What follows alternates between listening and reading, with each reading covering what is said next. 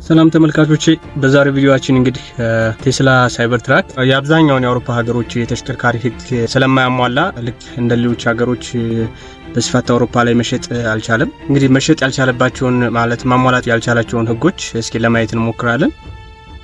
ቴስላ ሳይበር ትራክ ወደ ገበያ ከቀረበበት ጊዜ ጀምሮ በዲዛይኑና ላይ በተካተቱበት ቴክኖሎጂዎች እንደዚሁም ደግሞ ከግዝፈቱ አንፃር ከጉልበቱ አንፃር እስካሁን ድረስ እንደ አዲስ ለሚያዩ ሰዎች በጣም አነጋጋሪ የሆነ መኪና ነው። ታዲያ ይህ መኪና እንደሚታወቀው ወደ ሀገራችን ወደ ኢትዮጵያም ገብቶ በአዲስ አበባ ጎዳናዎች ላይ በደንብ ሲንቀሳቀስ ያያችሁ ሰዎች አሁን ስለማወራው ነገር በደንብ ትረዱኛላችሁ ብዬ አስባለሁ።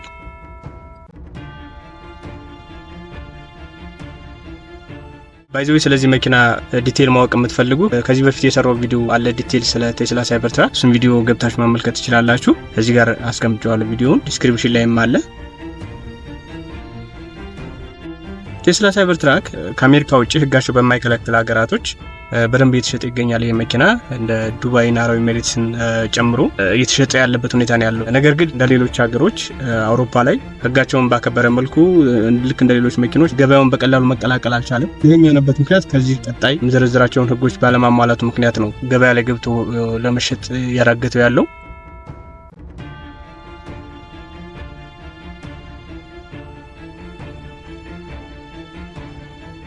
በመጀመሪያ ደረጃ የመኪና ማሟላት ያልቻለው ወይም ደግሞ የሚጥሰው ህግ በቪዲዮ ላይ እንደምታዩት ሙሉ ቦዲውን ስንመለከተው ጠርዞቹ በጣም ሹል እና ደግሞ ከጠንካራ ብረት የተሰራ ማለትም ከስቴንለስ ስቲል የተሰራ ቦዲ ስላለው ይሄ ደግሞ የአውሮፓን 3.2 ሚሜ የመኪና ቦዲ ከርቭ መሆን አለበት ወይም ጠርዞቹ ከርቭ መሆን አለባቸው የሚል ህግ አለ። ያንን ህግ ይጥሳል። ይህም የሆነበት ምክንያት ደግሞ ምንድነው? መኪናው ግዙፍ ከመሆኑ የተነሳ ለእግረኛና ሳይክል ለሚነዱ ሰዎች አደጋ ቢያደርስ ወይም ደግሞ ለአደጋ የመጋለጥ ድሉ በጣም ሰፊ ስለሆነ ይሄ መኪና እግረኛን ወይም ደግሞ ሳይክል የሚነዱ ሰዎችን ካገኘ በከባዱ አደጋ ስለሚያደርስ ከዛ አንፃር ይህንን ህግ ባለማሟላቱ ውድቅ ሆኗል ማለት ነው አውሮፓ ላይ።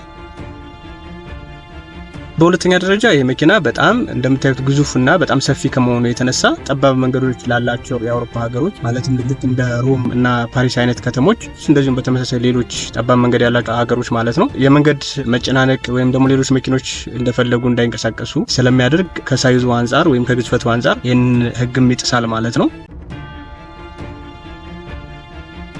በሶስተኛ ደረጃ ስናይ ደግሞ ከኋላ በኩል ያለውን መብራት ስንመለከተው ፍሬቻውንና የፍሬን ላይቱን መለየት አይቻልም። ያ ማለት ደግሞ ሙሉ ቀይ ኤልኢዲ ላይት ስለሆነ ያለው እንደምታውቁት የፍሬቻ መብራት ቢጫ ነው፣ የፍሬን መብራት ደግሞ ቀይ ነው። ይሄ ግን ሙሉ የፍሬቻውም የፍሬኑ መብራት ቀይ በመሆኑ ምክንያት ይሄ መኪና ሊታጠፍ ይሁን ከኋላ እየተከተለ ለሚያሽከረክር ተሽከርካሪ ወይም ደግሞ ለሚያየው ሰው ሊታጠፍ ይሁን ቆም ይሁን እየተነሳ ይሁን ምንም የሚያስታውቀው ነገር የለም ቀይ መብራት ስለሆነ። ስለዚህ ከዚህ አንፃር አሁንም ይህንን የአውሮፓ ህግ ስለሚጥስ ውድቅ ይሆናል ማለት ነው።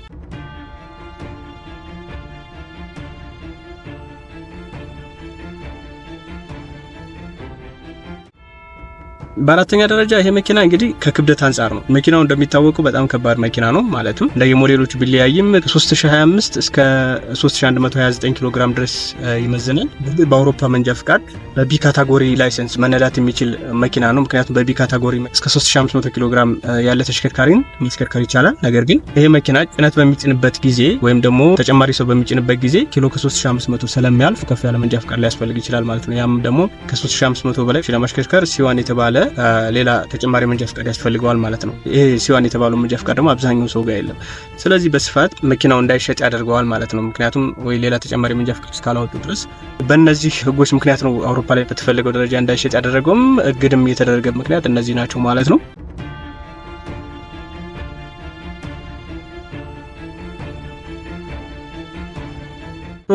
ይሄ መኪና ደግሞ እንደሚታወቀው ሀገራችን ውስጥ አለና ከዚህ በኋላ ይገባል ብዬ አስባለሁ። አቅም ያላቸው ሰዎች ያስገቡታል ብዬ አስባለሁ። ነገር ግን ሀገራችን ላይ ሊያመጣ የሚችለው ችግር ወይም ደግሞ እንደዚህ ከዘረዘርናቸው ውስጥ ሊሆን ይችላል እናንተ ከምታስቡት አንፃር ሊያመጣ የሚችለውን ችግር ኮሜንት ላይ ያሳውቁኝ።